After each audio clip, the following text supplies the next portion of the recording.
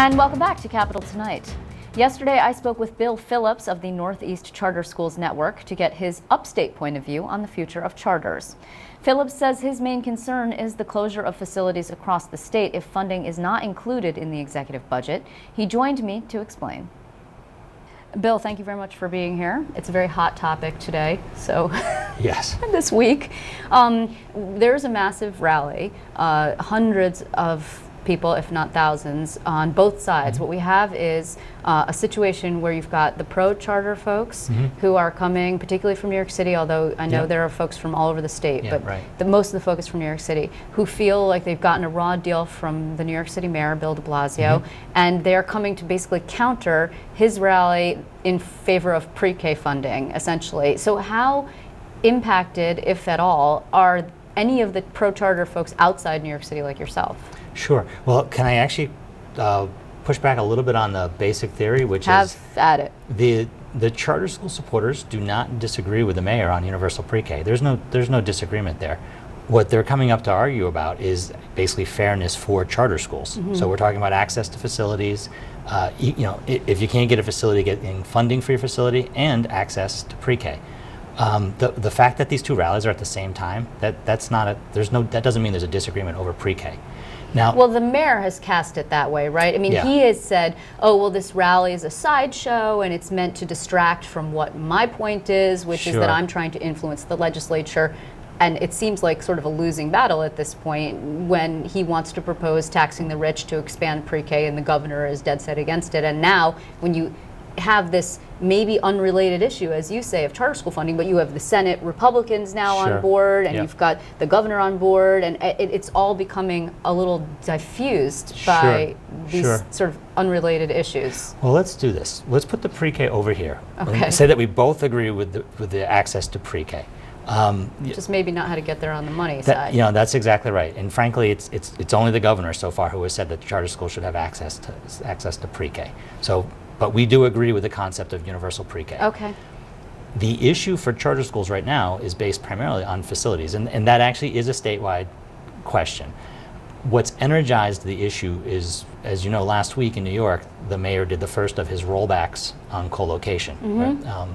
And frankly, what he did is, of the 4 schools he picked, 3 of them were from the Success Networks, which is run by a former colleague of his named Eva Moskowitz on the council. But before we go any further, not everyone upstate might know what co-location means, right? It's really a New York City issue. So just explain that if you would.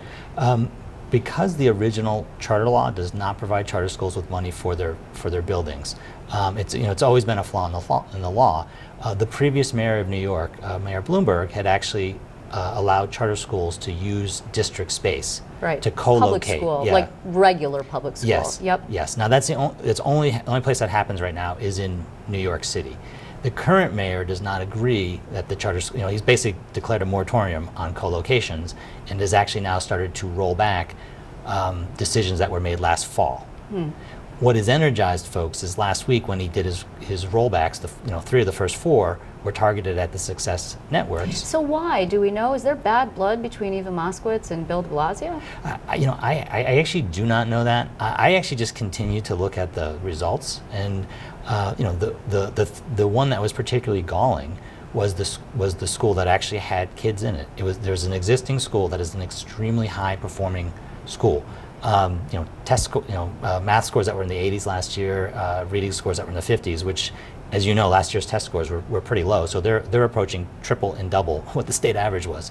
And this school is slated to be closed because it doesn't have space. Is this the one in Harlem? It is the one in Harlem. Right. So the argument on the pro-charter side of things is that runs counter, closing this school and disabling it from expansion, which is what was in the plan for all 3 of these facilities, runs counter to the closing the inequality gap message of the mayor of New York City, because you're impacting largely children of color who come from low-income families. Yes. So now, to your original question, it's easy to see how if you have a high-performing school and the mayor tries to close it down, the charter folks are going to be outraged, and they're going to go back to the legislature and to the governor and say, we've always had a facilities issue. While we disagree with the mayor, we need your help.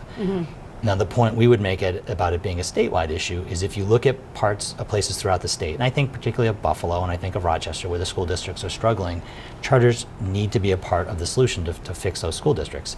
And I think what you're seeing is while we see ourselves going backwards in New York City, it's really clear that we've actually stagnated out in Western New York as well. When you talk to folks about what's causing that is there's a lack of access to facilities.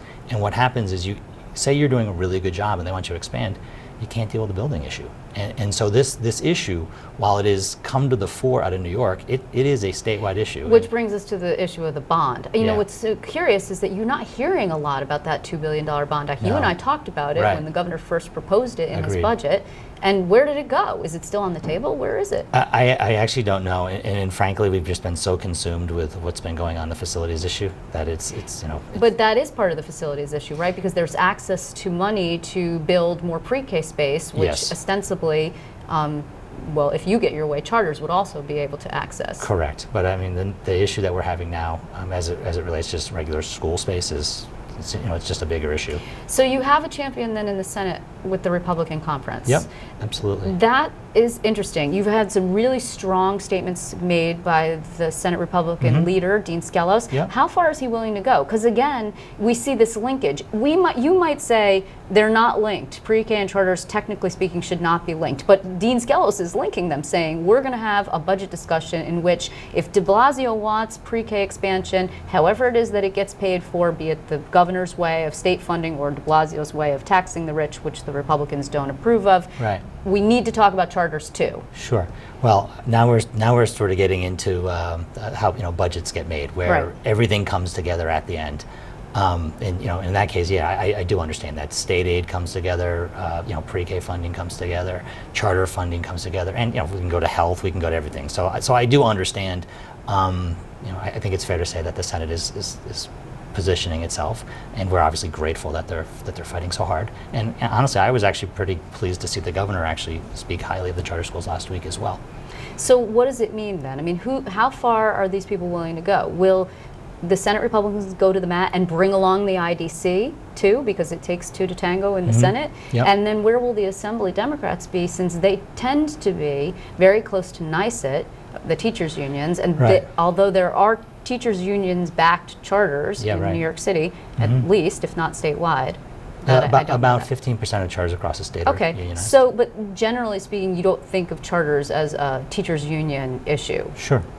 Right. So let's take it first things first. So the IDC, Senator Klein has typically been supportive of charter schools. Yeah. I think he understands the issues that we're dealing with. So at a minimum, you can have a good conversation there. The Assembly, as you point out, has typically been very close to the teachers union. It's always been a tougher place for us to work. Look, we make our case there, and I think we hope that the folks who are our allies, which I would argue are the governor and the Senate, can prevail. Well, it is becoming a little bit messy, but that is the way that things go when the budget battle heats up. Yeah. Well, again, I can't stress enough. It's been a spring of education, right? We're talking about the Common Core. That's true. We're talking about testing. The charter schools have come in. We cannot lose sight of the fact that this issue is statewide, and I think one of the things the Common Core fight showed us was that there were some places where, I thought the governor made a great point when he was talking about how he was funding pre-K, about how he cared about equity across the state.